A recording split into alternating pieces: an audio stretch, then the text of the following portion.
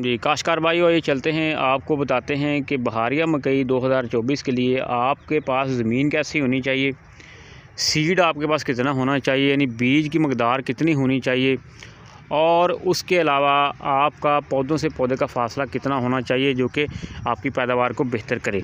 तो काश्तकार भाई, सबसे पहले याद रखें कि बहारिया मकई की जो पैदावार होती है वो मौसमी मकई से 20 से 25% ज़्यादा होती है। तो इन तमाम सवालों के जवाब इस वीडियो में आपको मिलेंगे। तो आइए चलते हैं, पहले हम ज़मीन के हवाले से देखते हैं।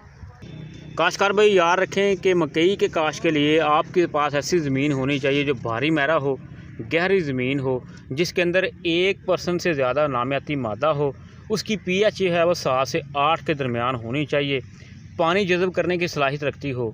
ऐसी ज़मीन का इंतखाब न करें जो कड़वी हो, जो रेतली हो, जो कलराठी हो, वहाँ पर मकई जो है वो अच्छी तरह से कामयाब नहीं होती है। तो ढेले वाली ज़मीन भी ना हो, यानी कि ज़मीन आपने अच्छी लेनी है, अच्छी ज़मीन आपने तैयार करनी है। ये होगा ज़मीन के हवाले से। आगे बात करते हैं जी। तो काश्तकार भाइयों, आगे बात करते हैं कि बहारिया मकई जो होती है वो हमने जनवरी के आखिर से लेकर फरवरी का पूरा महीना जो है वो काश्त करनी होती है। तो ये बहारिया मकई की पैदावार 20 से 25% जो है वो क्यों ज़्यादा होती है? वजह यह है कि जब हम मकई काश्त करते हैं तो उस वक्त फसल को बढ़ोतरी से लेकर बर्दाश्त तक जो है वो आगे जाकर फरवरी मार्च के बाद जो है वो दिन लंबे होना शुरू हो जाते हैं, ज़्यादा रोशनी मिलती है, उसके बाद दर्जा हरारत मुनासिब मिलता है, पौधों की सेहत अच्छी रहती है, उनको फोटोसिंथेसिस का अमल जो है वो मुकम्मल करने में ज़्यादा वक्त मिलता है, अच्छा यानी कि उनकी कंडीशन रहती है। एक बात होगी। दूसरा यह है कि इस सीज़न के अंदर जो है वो पौधों की फ़ीकड़ तादाद भी ज़्यादा होती है, तो इसलिए जो है वो 20 से 25% जो है वो पैदावार ज़्यादा आती है। अब आगे बात करते हैं, मज़ीद हम बढ़ते हैं कि हमने जो है वो सीड जो है वो आपने मकई की काश्त तब करनी है जब ज़मीन के अंदर दोपहर के वक्त जो दर्जा हरारत है ना 2 से 2.5 इंच की गहराई के अंदर 10 सेंटीग्रेड से ज़्यादा हो, यानी अगाव के लिए 10 सेंटीग्रेड से ज़्यादा जो है वो दर्जा हरारत दरकार होता है मकई की सीड के लिए। अब देखते हैं जी, आपने शरह बीज कितनी रखनी है। याद रखें कि मुख्तलिफ जो हाइब्रिड्स की कंपनियां हैं, जो कंपनियां सीड तैयार करती हैं, उन्होंने जो पैकिंग की होती है वो उसमें 8 से 10 किलो जो सीड होता है, और उसके अंदर जो है वो फ़ी एकड़ जितने भी पौधे आपको दरकार होते हैं उतने सीड उसमें दस्तयाब होते हैं।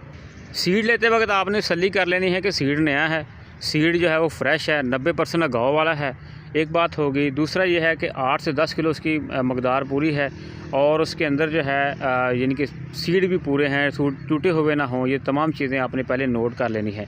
एक बात होगी, अगर आप हाइब्रिड काश्त करने जा रहे हैं तो आपकी फ़ी एकड़ जो पौधे हैं वो 33 से 35 हज़ार यानी कि आपके जो पौधे हैं वो होने चाहिए। अगर आप देसी या OPV अक़साम काश्त करने जा रहे हैं तो फिर 26,000 से लेकर 30,000 फ़ी एकड़ आपके पौधे होने चाहिए।